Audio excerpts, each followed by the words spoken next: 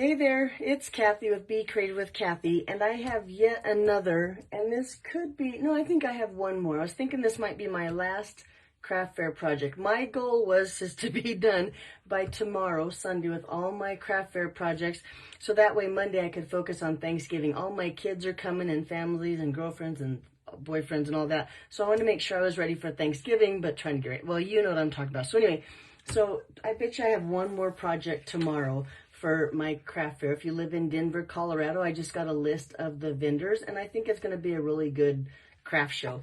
But let me show you what I'm not going to show you what we're going to make. I think I'm going to, well, let's just go on. So I have these Dollar Tree notepads. Now these are 4 inches by 8.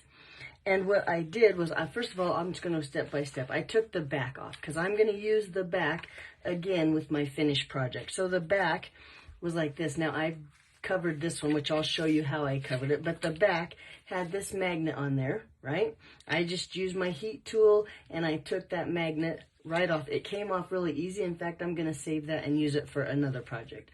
So now I have the back, and then like I said, I covered it with designer series paper. So now that will go back on the back. And look how much prettier that back is than that cardboard back. Okay, so then I took another piece of, I don't know if you'd call this chipboard. This is what comes with Stampin' Up's designer series paper. It's just that cardboard thing that is in the back. And I think this, I like the weight of this one. Now I did another notebook. Oh, I guess it's like this when I covered this one. This I used the like the thicker chipboard, like what Stampin' Up uses for packaging, or if you get the specialty paper, you get that really thick chipboard. And you can see the difference. I thought it was just kind of an overkill for this little pad of paper. We didn't need that much. And this paper that I cut down, I think is just a little bit easier to use. So when you're trying to make a bunch of them, you want something that's simple. And that's why I used that paper. But look how cute that one turned out. This was my first one, and I learned a lot from this one.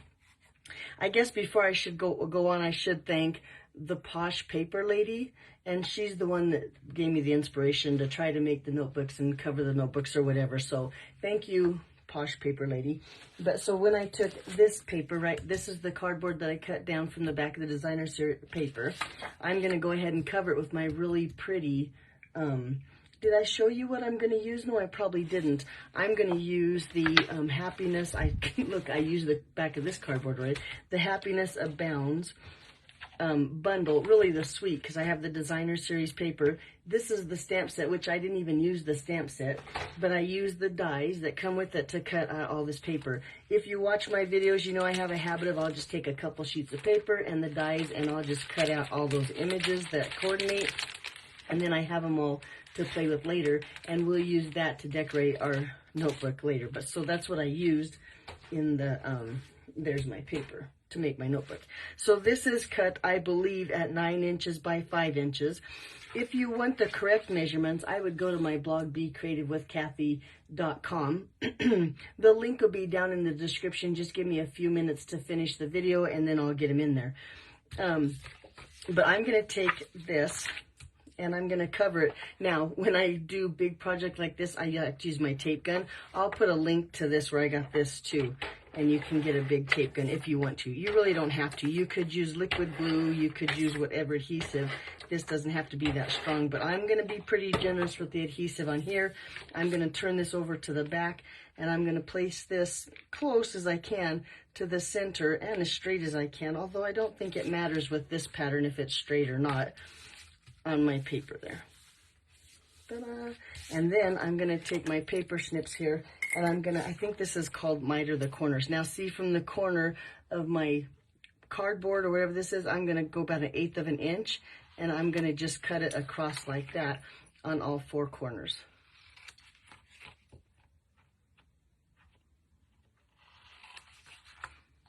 And then there. Okay. Now, because I used designer series paper, and designer series paper is a little bit thinner than cardstock, I don't need to do anything else. I can just fold that up on those edges against that cardboard. Now, when I did this one, I used cardstock on the back, and the cardstock's a little bit thicker, so I had to take my back here, I put it onto my foam pad, and I took a stylus and I went along the edge like this and just made a score line, and then that makes that thicker cardstock easier to fold on the back. Now, because I have a heavy hand, if I did it with my Designer Series paper, I tend to go through my paper. I don't want to do that. So with my Designer Series paper, I'm going to just fold it along that cardboard and get a nice fold here. Then I'm going to take my tape gun again here and go along those edges. And like I said, I'm being generous with the adhesive. And then I'm going to just fold those over. And look, you get that nice sharp corner because we mitered those edges, or corners, I mean. And looky there, now we have a really pretty front for our notebook. Isn't that pretty? I think it turned out really nice. However, we need to fix the inside here. We got to make these look pretty too. So then I took a piece of cardstock. I cut them down just 1/8 of an inch smaller than what my chipboard was. So these are what? 7 7/8 by 3 7/8. And there again, I'm going to put some adhesive on the back of these. I got a little far from the edge. Let me get closer. I want to get close to the edge. I don't want any chance of this. There we go. Coming off. I'll even put the refills. I found some refills for my tape gun that I'm really happy with, and I think they're a little bit cheaper than the ones I've purchased before. I'll put those in the link before if you need a refill for your tape gun. But there we go. So now I have that one covered. Let's cover or finish the inside or the bottom, the back. Come on, Kathy, use your words. Okay, like that all the way around, and then one up the center here. And we'll place this, because do you notice this one keeps coming off like this? I'm not sure why. Maybe I didn't get enough tape on the back, but don't worry, because when I put this one on there, it won't do that anymore. And it'll be, oh, wait, gotta fold that tape down a little bit. There we go. And look how pretty now the front and back of my notebook will look for just a little cheap Dollar Tree notebook. It's going to be fun. Okay, so then I'm going to take and put my notebook here, my back, the pad, and the front. Let me see if I like the front this way or do I like it this way. I don't think it matters, but for some reason I like it that way. I'm going to make sure they line up here at the top and they're all the same size before I go on, and they look pretty good. Now this is a key point. This I found on Amazon is 1 inch like tear-in tape. Although I don't know if you can tear it or not. It's called, oh, and I was going to keep the scrappy tape or something. I'll put the link to this below too, because I tried to make my first notebook without it and I ended up having to take it apart and redo it. I think this is the essential part of making the notebook because it needs to be, look, thick. It's like 1 inch wide, which is really thick for double-sided tape like this, I think. But I want a piece that's about as long as my notebook front or back, whichever, like this. And in fact, I'm going to start with the back first. And I'm going to put a little, just cover a little bit of the back of my notebook. And then I'm going to lay the pad of paper in there, making sure that the tops and the sides line up really well. See how it all lines up like that? And then I'm going to fold that over. Wait, it's not quite lined up perfect. Did I have my head in the camera? No, you can't see what I'm doing though. But it's all lined up. There we go. And I'm going to roll that, lay that over, and make sure that that really strong tape holds onto my notepad. And then take the front and lay that exactly on the top. And it's all lined up. Drum roll, please. Just like that. And then I'm going to make sure that folds over and sticks good to that. Then I'm going to even use my bone folder here. And I'm going to make sure that all of that is nice and stuck down. And honest to goodness, that little step right there made life so much easier and made my notebooks look like professionally done. They look very nice, crisp, and clean by just using that tape right there. This stuff is the bomb. It's going to be part of my craft room all the time. Okay. let's go on. So then I have a piece here. This is just a coordinating cardstock, same thing that we used on the inside. So it's Melon Mumbo, in case I forgot to tell you before. And I've cut it to match the top. And now let's see if it's perfect, because I want it to match exactly up here. See how it's a little bit, hangs off a little bit? I'm gonna trim that down, because I think I cut it at 4 1/8, and it looks like it needs to be 4 1/16. So I'm gonna just take and trim off that hair and make sure it's the exact same size as my notebook. Now, if you cut it down to 4, it's gonna have a little bit of like a slack over here, because the paper going around the chipboard has added like a 1/16 of an inch to your cardstock, which is crazy, but I want it to look really good, so I'm gonna leave it there. I think that looks, it might be a little crooked because it seems, I think that looks good. And then I'm gonna take this. Now this is, like I said, 4 and like almost a 1/16 by 2 1/4, and I'm gonna score it at 1 inch. Because when I go to lay it on my notebook, I want the front of my notebook to look nice and like clean and precise. Toward the back, I'm not too concerned about that. So it's the 1 inch score line now, when I lay it onto my notebook, is gonna look good, that 1 inch in the front, and who knows what the back's gonna be. It's gonna be whatever I have left over from my pad, my back and front and all that. I hope that makes sense.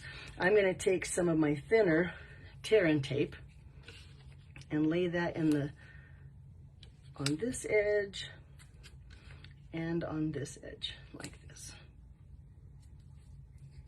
Okay, so now it's time for tips and tricks.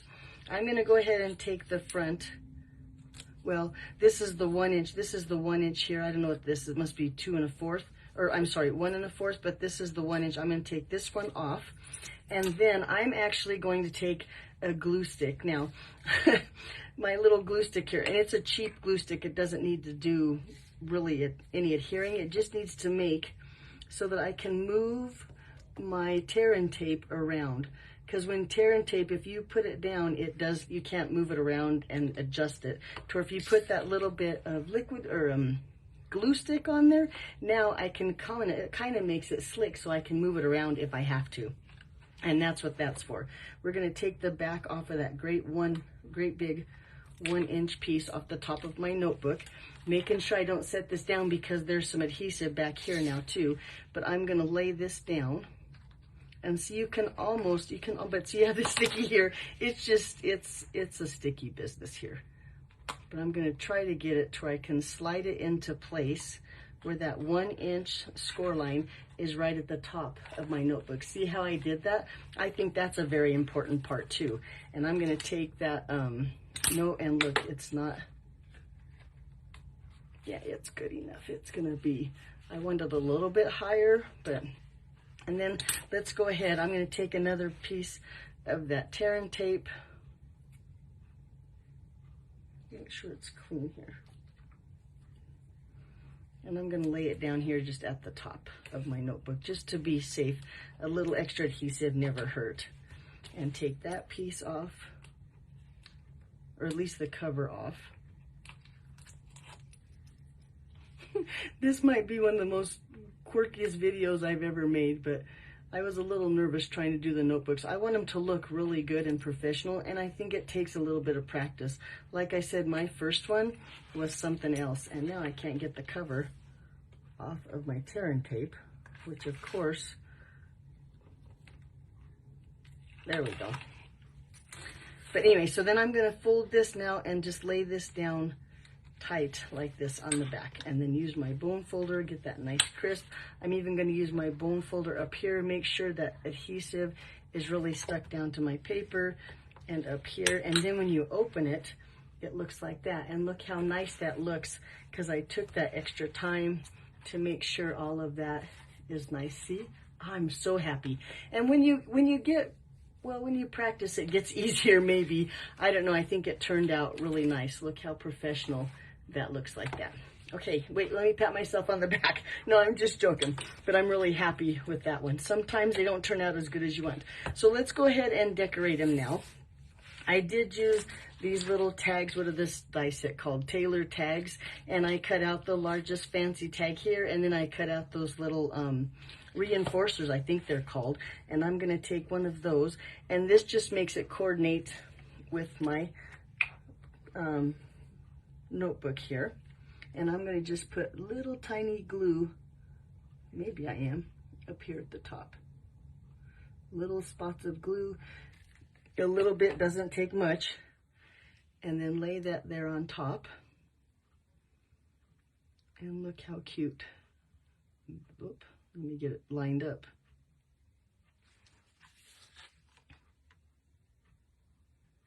There we go. Thank goodness I could scooch that glue around.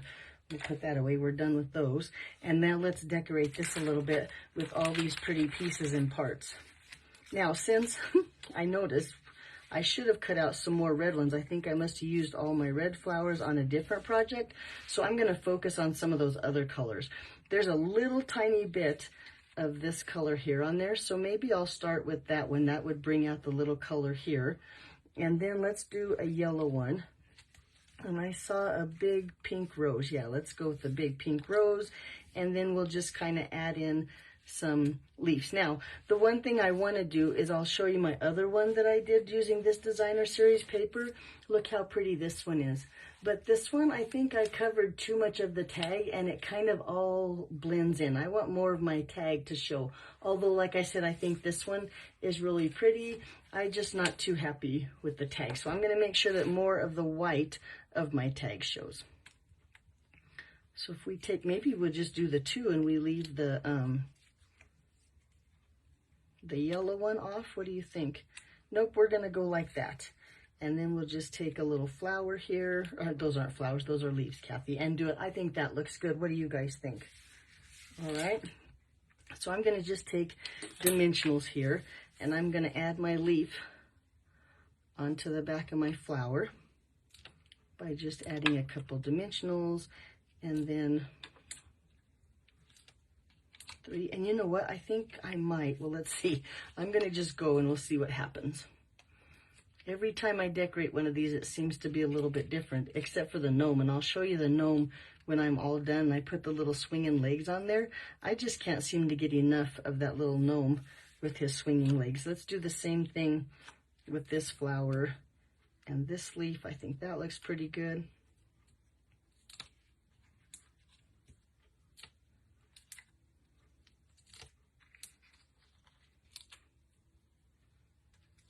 I hope I didn't get too many dimensionals on there so I can't tuck my little yellow flower under.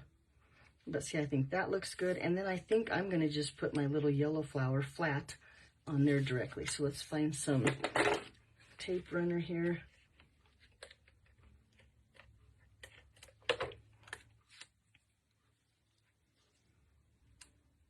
Yeah, and see there, you can still see my tag behind there. It's going to be white, and I think it's going to show up better that way than it did when I had too many flowers on there. You'll have to let me know what you think. I think it's really pretty so far. So then I'm going to just take some baker's twine, and I'm going to just cut, I don't know, a few inches,